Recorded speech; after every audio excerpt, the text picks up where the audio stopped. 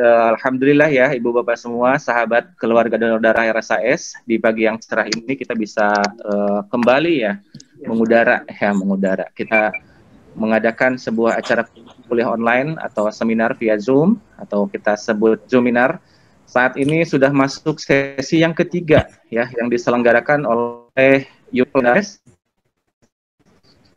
kepada keluarga donor darah RSAS, khususnya umumnya bagi masyarakat semua. Jadi sebagai informasi, saat ini sahabat yang berdomisili di sekitaran RSUP Dr. Sadikin Bandung, kami informasikan bahwa RSUP Dr. Hasan Sadikin Bandung saat ini sudah bisa melakukan donor darah ya di UPD RSAS. Apalagi jika teman-teman peserta seminar ini masuk menjadi karyawan RSAS, ya bisa datang langsung ke sampai jam 13 mendoskan sumbang bagi saudara kita yang memerlukan. Baik, kuliah online seri ketiga ini tentunya ada yang spesial. Ya, karena apa? Sebelumnya kita melakukan kuliah online melalui WA, tapi saat ini karena materinya spesial, jadi kita juga menggunakan media yang spesial juga, yaitu media Zoom meeting, sehingga apa yang disampaikan bisa lebih jelas terlihat ya, kemudian jelas tertangkap karena visual baik audionya bisa kita dapatkan. Dan kebetulan tema saat ini adalah tema yang sangat menarik bagi kita semua, terutama bagi kita ya umat manusia, karena kita sedang mengalami pandemi coronavirus ya, sehingga membutuhkan kedisiplinan kita di dalam menjaga diri supaya tidak tertular dan juga kita tidak menularkan kepada orang lain. Salah satunya adalah dengan mencuci tangan sesuai standar WHO. Nah, jadi tentunya dengan mencuci tangan ini diharapkan kuman-kuman yang ada di tangan kita bisa hilang, sehingga kita bisa kemudian beraktivitas jauh dari virus corona. Selain tentu kita juga harus menjaga atau menjalankan protokol-protokol yang lain, yaitu menggunakan masker, gitu kan, dan menjauhi kerumunan atau menjaga jarak ketika kita berkomunikasi dengan orang lain. Baik Ibu Bapak, telah hadir di hadapan kita ya para narasumber luar biasa. Yang pertama Ibu Ria Eviantini Sitorus, beliau adalah narasumber kita yang akan nanti memberikan penjelasan kepada kita bagaimana tentang cuci tangan 6 langkah sesuai standar WHO. Dan juga telah hadir di tengah-tengah kita Dr. Zulaiho, beliau sebagai pencipta lagu 6 langkah cuci tangan, tentunya berdasarkan bimbingan dari Ibu Ria dan tim PPI RSAS. Juga ada Ibu Dian Hayati Usman, beliau juga sebagai koreo ya, tim koreografernya. Dan nanti akan hadir juga di tengah-tengah kita ya model yang mengisi videonya itu, yaitu Dr. Nisa Fauzia, dan satu lagi adalah Salwa ya, Nafiza Putri Prayoga. Baik Ibu Bapak semua, sebelum dimulai saya sampaikan bahwa acara Zoom ini ada yang mensponsori ya, sehingga nanti dari Ibu Bapak yang beruntung akan mendapatkan giveaway ya. Jadi yang sudah disiapkan adalah 40 poster cuci tangan, dan satu giveaway utama adalah gamis anak ya dari Paku Payung Bandung. Ya, ini sponsor tetap ya dari UPD RSAS. Jadi nanti Ibu Bapak bisa memfollow Instagram dari Paku Payung Bandung, juga Facebooknya ya Paku Payung Bandung. Jadi ada tagline dari hati untuk buah hati ya. Supaya tidak terlalu banyak menyita waktu, kita akan berikan kesempatan kepada Ibu Ria Sitorus untuk menyampaikan materi ya. Mohon disimak dan baik supaya bermanfaat untuk kita semua. Silahkan Ibu Ria.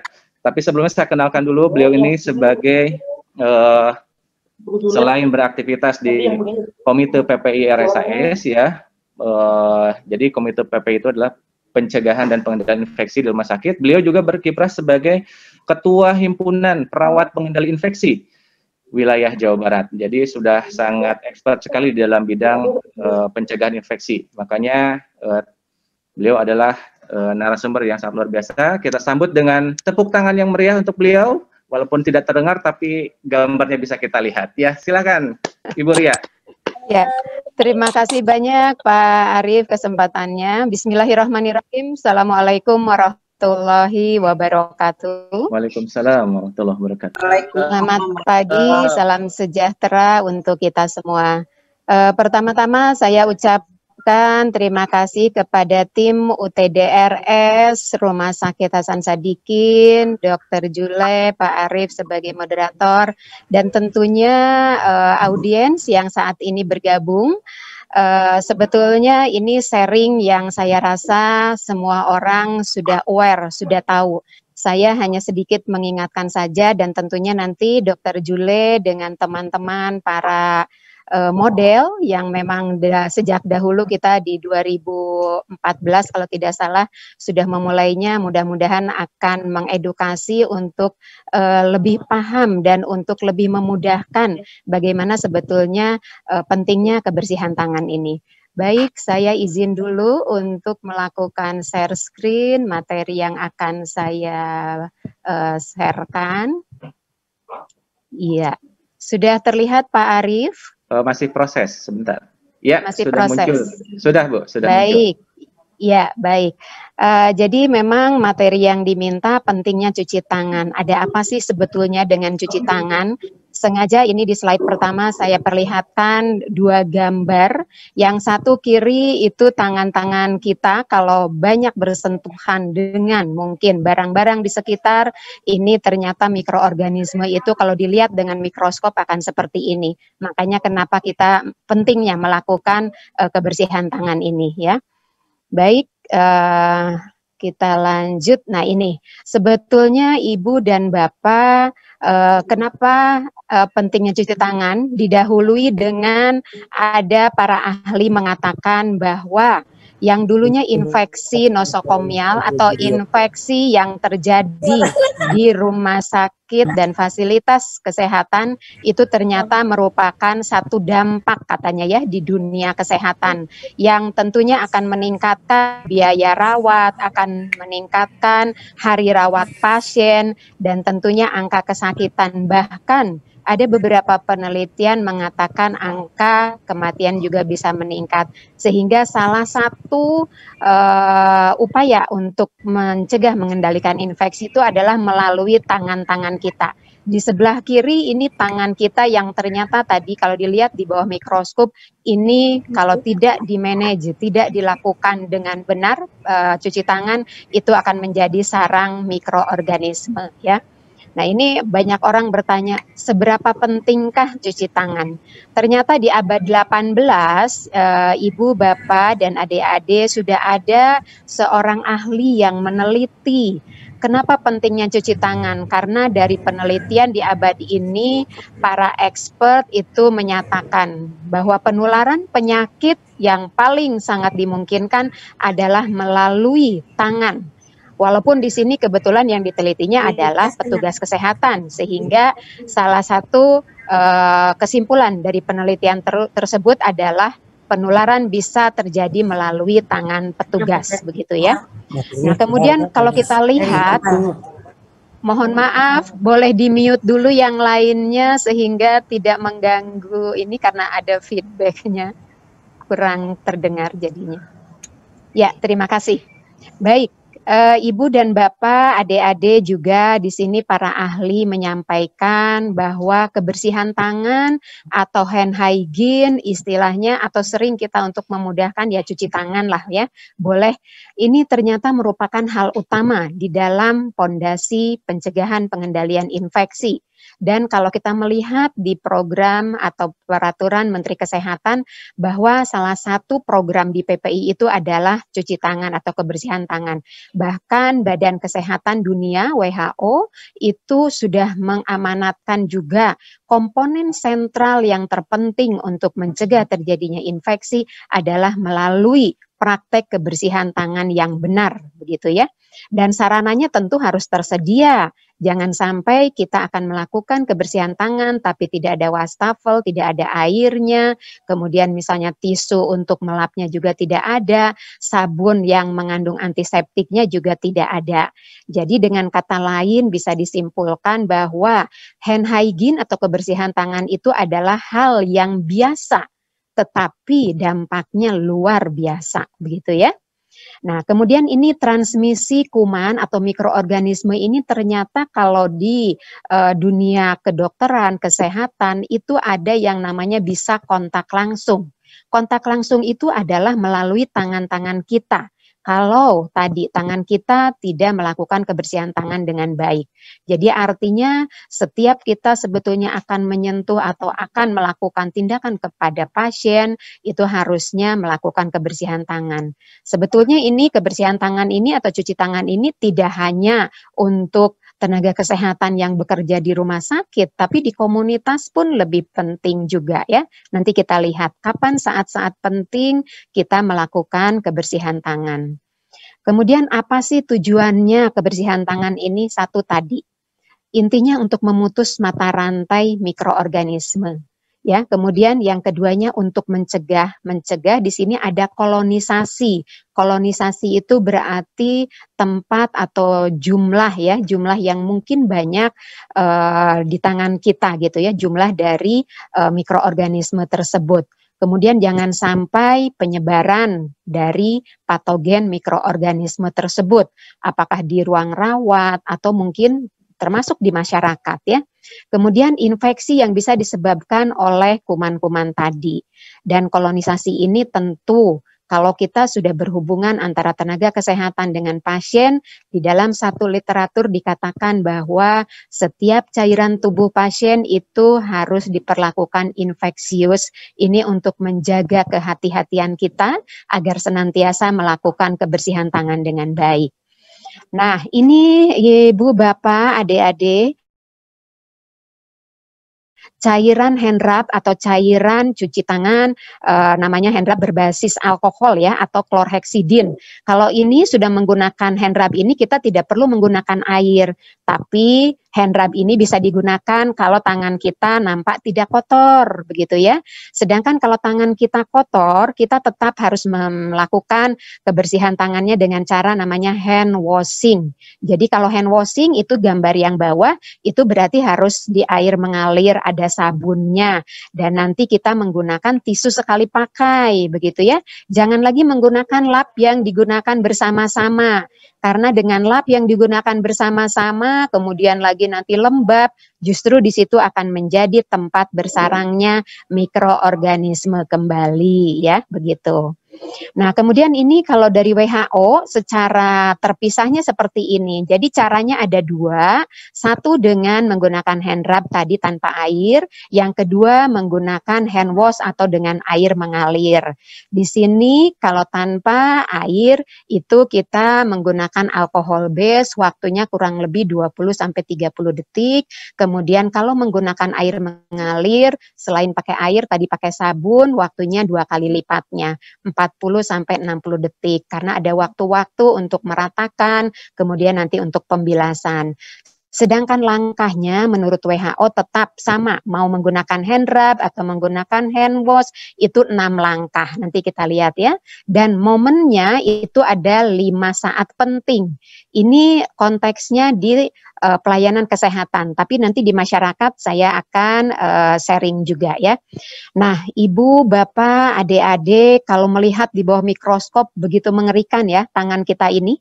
Di bawah mikroskop nampaknya secara kasat mata seperti bersih, tapi kalau di bawah mikroskop seperti inilah mikroorganisme yang ada ya. Ternyata banyak sekali. Nah, ini tuh katanya gambaran salah satunya seperti SARS-CoV atau virus COVID ini. Makanya kenapa yang harus betul-betul kita perhatikan adalah menurut pemerintah pun 3M. 3M yang pertama yaitu tadi ya, mencuci tangan, menggunakan masker, dan menjaga jarak ya. Jadi yang paling penting yang harus kita tegakkan adalah bagaimana melakukan kebersihan tangan. Nah, ini kalau kita datang ke Fasiankes, fasilitas kesehatan, ke rumah sakit, pasti kita akan melihat gambar-gambar atau poster-poster seperti ini. Mari kita tanamkan dalam benak kita, dalam pikiran kita. Kalau melihat hal seperti ini berarti itu adalah pentingnya 5 saat melakukan kebersihan tangan. Yang ke-1, sebelum kontak dengan pasien, bukan hanya menyentuh pasien, kontak itu ya, nanti kita lihat ada kegiatannya. Yang kedua, sebelum melakukan tindakan asepsis, ini tentu harus oleh tenaga kesehatan. Ketiga, setelah kontak dengan cairan tubuh. Nah, ini tidak hanya tenaga kesehatan, kalau keluarga pasien yang menunggu pasien, membuang urin, membantu BAK, membantu mandi, ini tentu harus melakukan kebersihan tangan.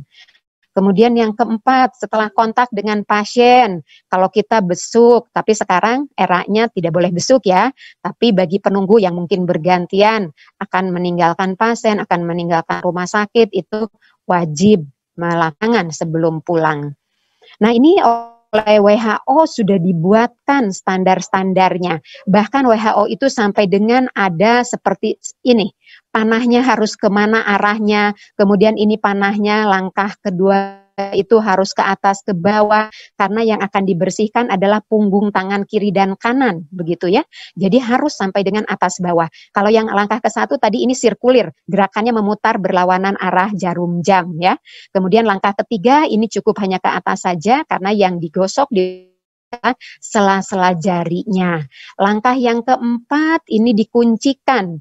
Tiada lain yang akan dibersihkan adalah kuku-kuku dan juga bisa dengan ujung jarinya. Walaupun nanti pada langkah ke-6 ujung jari akan lebih dibersihkan lagi. Sementara langkah kelima yang akan dibersihkan dan digosok itu adalah ibu jari tangan kiri dan kanan ya. Ini kalau menggunakan hand wash tadi dibasahi dulu, kemudian diberi sabun, kemudian sabunnya diratakan, tetap dengan 6 langkah ini, kemudian nanti dilakukan pembilasan, kemudian nanti mengambil 1 lembar tisu untuk mengeringkan, baru menutup keran. Makanya waktunya 40-60 detik. Sedangkan kalau menggunakan tadi hand rub berbasis antiseptiknya alkohol, itu langkahnya sama, tapi tidak perlu lagi menggunakan air dan tidak perlu menggunakan tisu ya. Waktunya 20-30 detik karena kandungan ini jadi harus waktunya tepat 20-30 detik. Nah, ini ada jembatan keledai untuk kita bisa menghafal 6 langkah kebersihan tangan. Ini dari seorang Dr. Sutoto, beliau adalah Ketua Eksekutif KARS atau Komisi Akreditasi Rumah Sakit ya. Jadi di sini singkatannya adalah tepung selaci puput.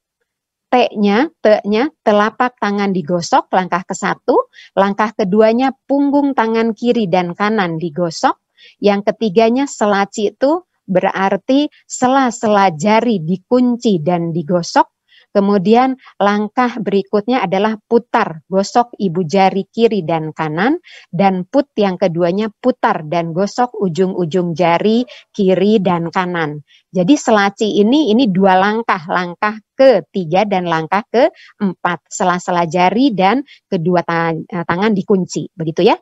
Jadi tepung selaci puput. Nanti dengan lagu dari Dr. Jule dan model itu 30 menit kita sudah hafal, bisa insya Allah di luar kepala ya. Dengan sendirinya, asal dipraktekkan terus dalam keseharian. Nah, tadi langkah ke-1 sebelum kontak dengan pasien tuh kapan? Saat menyentuh pasien, kalau ibu bapak punya saudara yang sedang sakit atau di rumah juga merawat yang sakit, adalah ini. Pada saat akan membantu kegiatan sehari-hari pasien di tempat tidur, mengganti pakaian, memandikan, akan berjabat tangan ya. Tapi saat ini memang kita disarankan untuk meminimalisir ya, melakukan kontak dengan siapapun tadi. Tapi tetap walaupun tidak kontak kita harus melakukan kebersihan tangannya. Yang kedua, sebelum tindakan aseptik ini jelas banyak dilakukan oleh tenaga kesehatan. Biasanya pada saat akan memasang infus, memasang selang kencing, memasang selang makanan dan sebagainya ya. Mengganti balutan luka dan sebagainya. Kalau di rumah sakit ada berarti ini juga harus dilakukan kegiatan atau praktek kebersihan tangan. Yang ketiga, setelah kontak dengan cairan tubuh pasien tadi ya, pada saat setelah mengganti balutan, kalau di rumah sakit mengambil darah, membuang urin, karena itu harus diukur juga urinnya, harus dipantau juga warnanya bagaimana, jangan-jangan sudah ada tanda infeksi. Nah, ini kita juga harus melakukan kebersihan tangan. Langkah yang five moment yang keempatnya setelah kontak dengan pasien. Tadi, setelah memeriksa, setelah membantu kegiatan sehari-hari, dan setelah melakukan tindakan-tindakan ke pasien. Sedangkan momen yang kelima setelah kontak dengan lingkungan pasien, ini berarti pada saat kita akan meninggalkan pasien, pada saat akan meninggalkan rumah sakit, pada saat akan meninggalkan kamar pasien atau zona di lingkungan pasien, ini kita harus melakukan kebersihan tangan. Insya Allah nggak akan iritasi karena sudah melalui penelitian cairan hand rub ini. Kalaupun ada, mungkin itu mereka yang memang sensitivitas kulitnya tinggi. Tapi sebetulnya hand rub ini sudah dibuat, sudah ada kandungannya, prosentasinya, dan ada emolien. Emolien itu ada pewanginya juga sekaligus pelembabnya ya. Jadi untuk mengurangi terjadinya iritasi.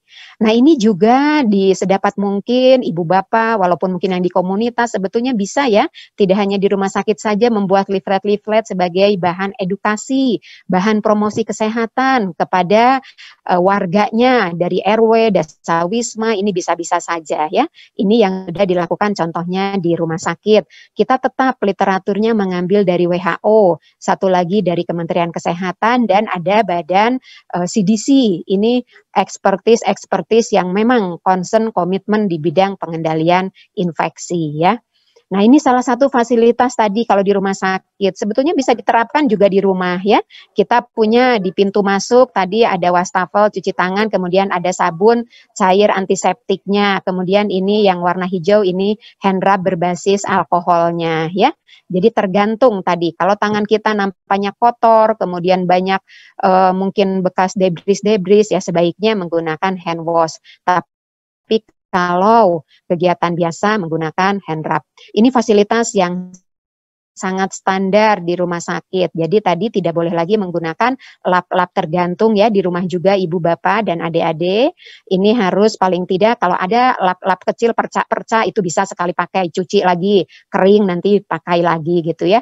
Nah, ini kalau tisu sekali pakai atau hand towel tisu ini lebih baik karena sebetulnya setelah melakukan kebersihan tangan satu kali cukup lembar ya, langsung dibuang. Ini beberapa tenaga kesehatan yang mempunyai inovasi untuk mengedukasi pasien-pasien di ruangan. Bisa dengan membuat video-video ya, bisa membuat dengan lembar balik, seperti kalender duduk yang bekas itu dimanfaatkan bisa ya, untuk mengedukasi pasien-pasien kita ya. Ini juga lihat. Ada dokter, ada perawat, ada cleaning service, ikut terlibat untuk kepatuhan cuci tangan. Bahkan ini juga tenaga kesehatan yang melakukan pelatihan di anak untuk simulasi bahwa bagaimana pentingnya kebersihan tangan itu ya.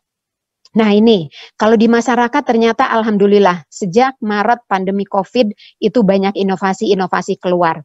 Ini di area perkantoran yang sebelah kiri, yang tengah ini di area sekolahan. Ya, bagaimana ibu guru mengajarkan kepada anak-anak didiknya. Kemudian ini di perkantoran juga ya. Jadi semua karena pencegahan pengendalian infeksi itu ibu bapak adalah komitmen kita bersama. Bukan hanya tugas dokter, bukan hanya tugas perawat dan bidan, bukan hanya tugas pimpinan atau gubernur, tapi juga adalah tugas kita semua, ya, begitu. Nah, ini kita hubungkan dengan PHBS, perilaku hidup bersih sehat di Jawa Barat. Dinas Kesehatan dan Bapak Gubernur sudah mencanangkan ada 10 perilaku hidup bersih dan sehat di rumah tangga. Salah satunya ini, yang keempat itu kebersihan tangan. Yang ke-1 nih, jangan lupa ibu hamil harus kontrol ASI. Bayi 6 bulan harus diberikan ASI, penimbangan ya di posyandu, kemudian ini cuci tangan, jamban harus bersih, menggunakan air yang sehat, yang bersih ya, jangan ada serangga di rumah kita, termasuk sampai dengan tidak boleh merokok dan meludah sembarangan. Pola makan yang bagus dan olahraga. Jadi dengan era pandemi COVID ini kalau kita bisa melaksanakan 3M tadi, cuci tangan, menjaga jarak, menggunakan masker dengan 10 PHBS ini sebetulnya insya Allah ya kita bisa terhindar. Bahkan kita bisa meningkatkan kesehatan kita.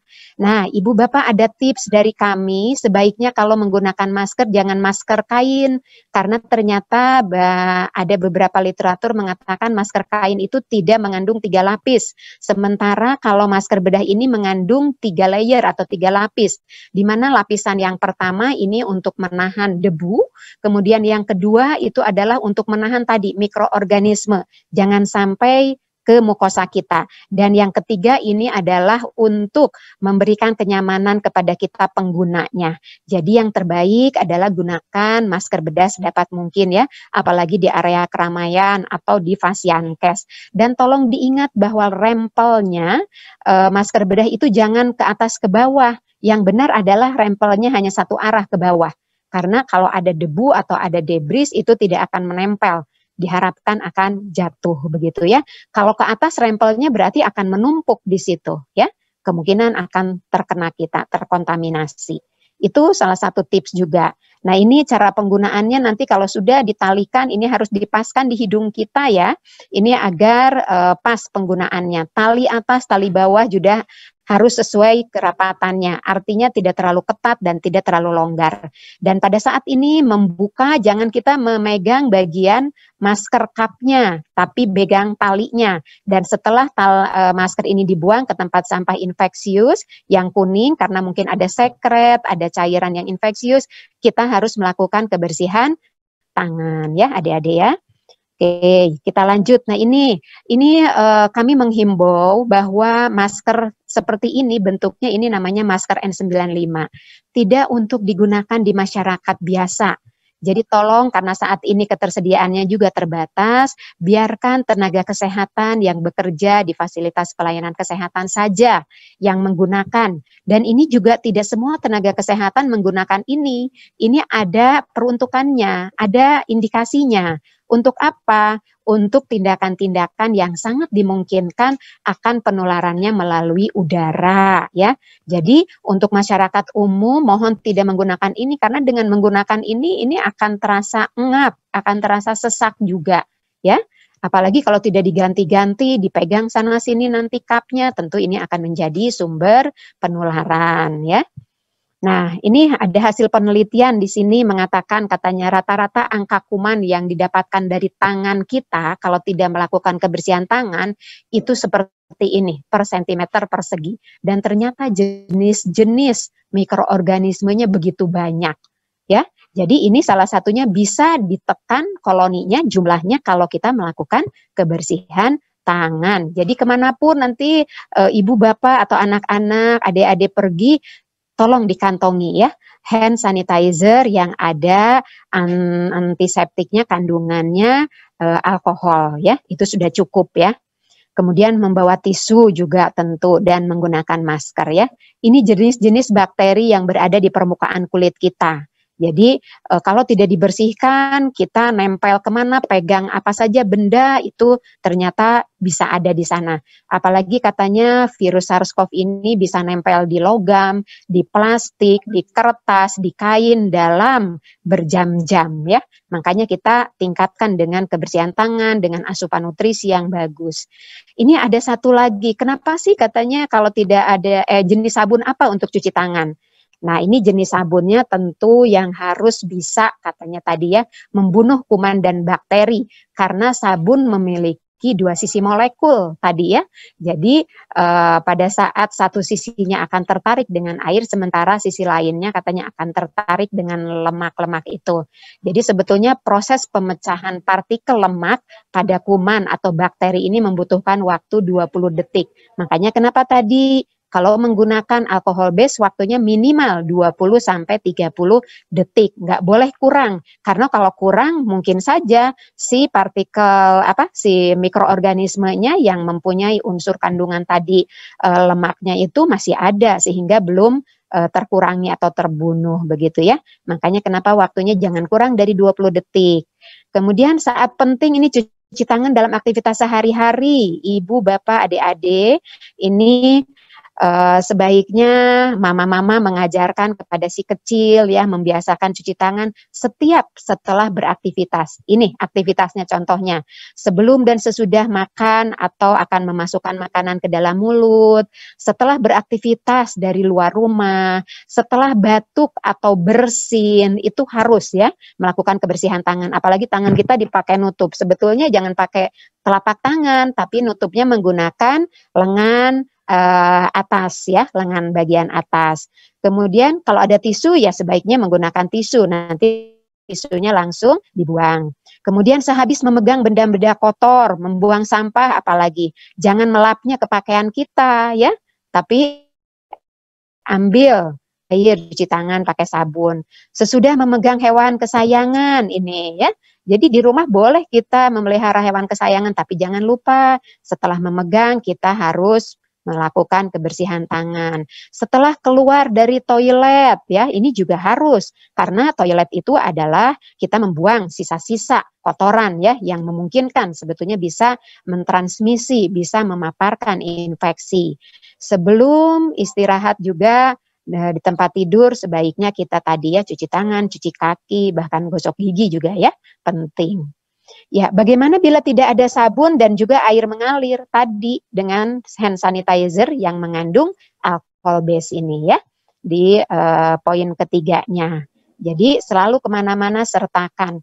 Pinter-pinter memilih hand sanitizer, jangan hanya wanginya saja, tapi lihat kandungan di belakangnya ya. Ada kandungan alkoholnya atau tidak. Ya, saya itu yang tadi sharingkan, mudah-mudahan ada manfaatnya. Sekali lagi, mari kita tingkatkan kepatuhan